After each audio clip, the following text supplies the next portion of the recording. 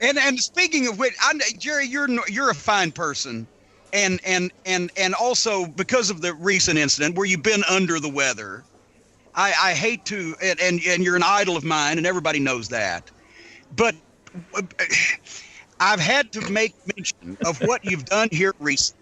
What you have, and at least you didn't lower yourself to catering to this half-baked brown and serve roll rolled in pubic hair known as Joey Ryan, the spot fella. You didn't. Yeah, at let's describe this guy a little bit, because I had never met him. I had heard a little bit about what he did in his match. And when I did meet him, I sort of got the gimmick, because he looks like, and if you may remember this guy, remember Harry Reams? Oh yes. That's who he looks like. Marilyn like Chambers' best co-star. Yes. Yeah, he was a porn star. He's got the porn mustache and all that kind of stuff. Well, he's about 6 or 7 inches shorter than Harry Reams was. And now I'm talking about height here. Height, right, of course. He's a wee little fellow, Joey Ryan is. And as I said, he looks like a half-baked brown and serve roll, covered in pubic hair. But he goes around getting attention on the internet, sort of like one of these guys does these stupid stunts on the internet, and their video goes viral. 1.5 million people. It's not making him a star. It's making him the subject of ridicule. But he does these things where he throws people around with his penis. I guess that's the nicest way you can say it. During the match, he gets his opponent to somehow grab hold of his genitalia, and then it's supposedly like it's impervious to pain, and it even has powers to where if somebody is actually holding it, it can throw you across the ring or flip you or things like that, right? Is that what he does? Yes, that's actually what he did. We're not making this stuff up, folks. This is actually what he does, and it's sort of like something that would have been done in the old days if the boys just decided we don't ever want to have to come back to Osceola, Arkansas again. So we're going to do some stuff. Let's kill the town. Yeah, let's do some stuff to make sure that nobody will ever want to come to wrestling again, so we won't ever have to come here. This is what this guy makes a career on, and he has talked some mainstream. So I hate to mention anybody's name. Another guy that I've been a friend of for ages and ages. He's just too nice. Mick Foley actually was thrown. Just came to our club last week. Yes. Got him inducted in our Memphis Hall of Fame and all that stuff. Because I guess they feel sorry for this clown, and they agree to lower themselves by participating in the thing that he does that makes wrestling look ludicrous. But when I saw that Jerry Lawler had been in the same ring with Joey Ryan, I said, "Oh no!" I said, "No, not the King. No, not the King. The King not only would the King not do that." No, let me stop you, Jimmy, before you really get into the critique of it. But let me tell you how that came about, and then you go right back to where you are. I didn't see it yet. I'm just saying this is what I first thought in my mind. No, the King wouldn't do this. He wouldn't stoop this. He wouldn't glorify and lend credibility to this obnoxious little cretin. That's what I first thought. But then I saw it. Go ahead and tell me how it came about. Okay. Every year WrestleMania is the big, huge WrestleMania week and all that sort of stuff. And now along with WrestleMania comes WrestleCon and all of these other side shows where promoters and different kind of people take advantage of the fact that WrestleMania draws, tens of thousands of people, hundreds of thousands of people into whatever city they're at. So, I was involved in a couple of, or asked to be involved in a couple of events. I did last year. JR and I signed it at the WrestleCon, and that's usually what goes on. But then, you just meet and sit and sign for a while. And I did that on Friday and Saturday. I signed, and then, of course, had the Hall of Fame duties the other night. But then on Thursday, I was asked by somebody. I think my guy Michael Lombardi up in New York is the guy that kind of lined this thing up for me, if I'm not mistaken. Anyway, I was asked to do a wrestling show that was, and I don't even know who the promoters were, but there were several wrestling shows that went on, through the week down there in New Orleans. Oh, it was several. I think it was about 30. Yeah, exactly. Well, anyway, I was asked to do this one, and here's what I was told. They said we're going to have a wrestler there dressed up as Andy Kaufman, and he's going to go out and he's going to, be dressed in the whole Kaufman routine, and he's going to go out to the ring, and he's going to do the whole Kaufman bit. He's going to do the interview where he says, "Hey, this is soap, and you lather it up, and there's all this stuff, and this is toilet paper." And then he's talking about women. He's cosplaying Andy Kaufman. Cosplaying in Andy Memphis. Kaufman in Memphis in New Orleans. So then he was going to start challenging women, and he was going to challenge some women out of the audience to come into the ring and fight him. And then boom, all of a sudden, I wasn't even advertised. Then boom, all of a sudden, they played my music. I come out, I confront this guy, and then I pile drive him or do whatever. We're gonna have the little Andy reenactment of the Andy Kaufman match. And I said, okay, that's cool. That won't be bad. Well, when I got there, they didn't even tell me who I had no idea who I was going to wrestle. When I got there, sold out play. I mean, when I say sold out, I mean there were like 3,000 or 4,000 people at this event. It was crazy. And Hurricane Helms, Shane Helms, was he was one of the agents, kind of coming around telling everybody who they're wrestling and what they're going to do. So then, just out of the blue, he comes up to me and he says, "Now, have they told you anything about who you're wrestling tonight?" And I said, "No." They told me it's about doing the Andy Kaufman thing. And so then he starts to tell me. He said, "Yeah, it's Joey Ryan. Do you know Joey Ryan?" And I said, "No."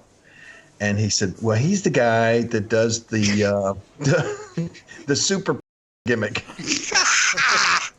and I wish I could see your face hearing this for the first time. Exactly. And I wish I had had somebody filming me hearing it for the first time. But now I had heard about this guy, but I didn't, I'd never met him or didn't know him. And I said, "Oh my gosh, he's the guy that throws people around with this." And he says, "Yeah." And I said, "Well, I'll be honest with you. I'm not going to be thrown around by anybody." And I said, as a matter of fact, I just had a stroke like 4 days ago, and I just got out of the hospital just 2 days ago. So you want to give the fans a stroke next. Yeah, that's right. And I said, I don't want to have to go back after being thrown around back. And so anyway, he said, "No, yeah, no. Well, what can you think of anything that we could do, without you being thrown by?" And so that's where we came up with the idea of me hitting him in the.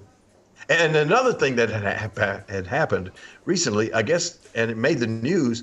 I guess the Louisiana Athletic Commission had done something where they banned a pile driver and they banned blood in all matches. Right? Yeah, because they have so much trouble with the Outlaws. They basically banned the pile driver or blood, except if it was WWE or I think Ring of Honor, they let get by because they had the big building down there or whatever. But so basically now they're grading. So you couldn't do a pile driver because you were on an Outlaw show. That's like Da Vinci's at the flea market. He can't paint this week. Yeah, but then that worked out. Then that actually worked better into what I came up with there at the last minute was and I was surprised. I was amazed at how this indie crowd, these independent wrestling fans, I mean, they knew Joey Ryan. They loved him. I mean, it was like they loved that gimmick. It was crazy, So when I came out unannounced to face this Joey Ryan, the people were so into it. It was unbelievable. And Joey Ryan says, "Well, look, Lawler, I know why Andy Kaufman was afraid of you because you pile drive him. You dropped him on his head and tried to break his neck. But you know what?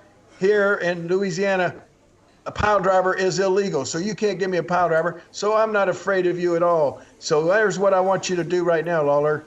And he's right on the microphone and he just says, and you may have to bleep this out, but he just says, "Lawler, I want you to touch my."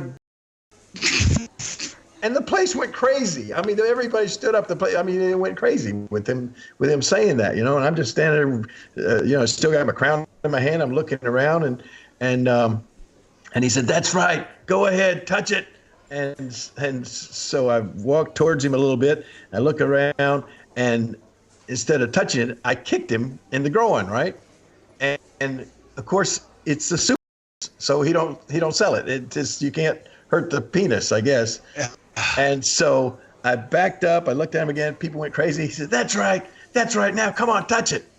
And so then I walked up a little bit closer, and I shot a fireball right in his penis.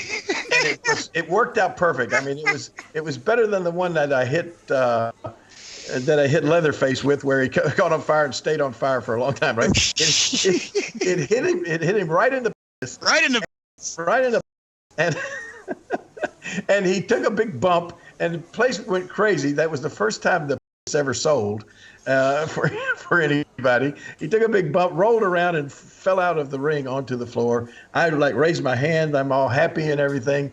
And then, of course, like in Memphis, except for the pile driver was illegal in Louisiana, and so was fire. So I got disqualified, but I was happy, and I left the ring. And then he comes back in down his knees, and he's like fanning his crotch, and then finally he looks in his tights and looks up and smiles and says, "My is okay. It's okay," And so so he can't even sell fire. Well, I mean, he sold it long enough for me to be out of the ring and everything. And the cool thing was your money, right? And the cool thing was all the people started chanting, "6-star match, 6-star match, 6-star match." And I'm thinking, dang, nobody even took a bump except when he did fall over for the fire. But I've got to say this. I was going to blister you, no pun intended, I know. For condescending to work to lend credibility to Joey Ryan. But then when I saw the clip and I realized what had happened, I said, okay, leave it to the king. He's figured out the perfect way to work with this guy. Because basically he's and you're right, it's over with a lot of those people. And you know what I say, for the kind of people who like that kind of thing, that's the kind of thing those kind of people like. But the fact he's worked this hard, going from VFW hall to rec center to auto body repair shop, wherever, to build this following for his powerful, and that you were able to go in and be the first one. It's like the first time Andre did a job.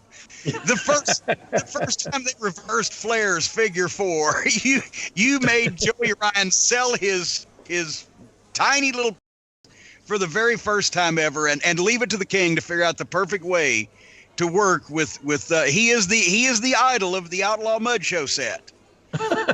Well, I mean, it made me think, this is not wrestling. This is sports entertainment. Yeah, that was the total. That's the way I was able to differentiate. I would take sports out at that. This is just entertainment. You're right. Yeah, that's just ass off. But I gotta say, at least you weren't the one screaming and holding your. Yeah, I didn't have to sell the. Did you see the footage of it? Yeah, I saw the clip. Because I had to say, no, I've got to see this for myself. No, he didn't.